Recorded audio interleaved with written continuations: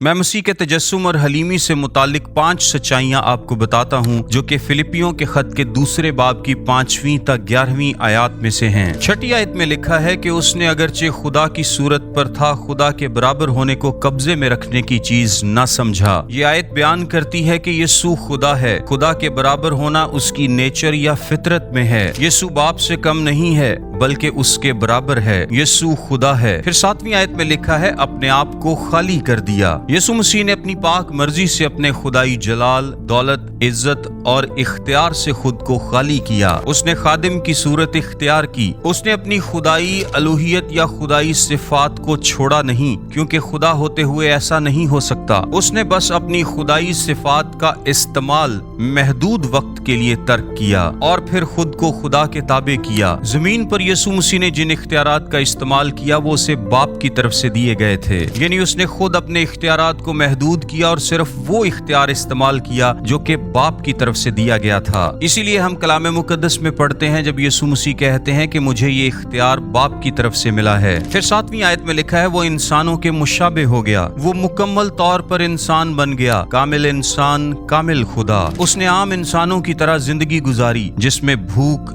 थकावट, नींद सब शामिल था। फिर 8वीं आयत में लिखा है उसने सलीबी मौत गवारा की। उसने खुद को इस हद तक पस्त और हलीम किया कि उस जमाने की सबसे जिल्लत आमेज मौत यानी सलीबी मौत हमारी खातिर गवारा की। फिर 9वीं आयत में लिखा है खुदा ने भी उसे बहुत सरबुलंद किया और उसे वो नाम बख्शा जो सब नामों से आला है। अब ये सब कुछ इसलिए हुआ, 11वीं आयत में लिखा है, ताकि यीशु के नाम पर हर एक घुटना झुके, खा आसमानियों का हो खा जमीनियों का, खा उनका जो जमीन के नीचे हैं। यीशु मसीह ताबेदारी और हलीमी की सबसे उम्दा मिसाल है। इसी बाब की 5वीं आयत में ईमानदारों को भी वैसा ही मिजाज रखने का कहा गया है जैसा मसीह यीशु का भी था। सो मेरे अजीजों, सरबुलंदी का रास्ता ताबेदारी और हलीमी का रास्ता है।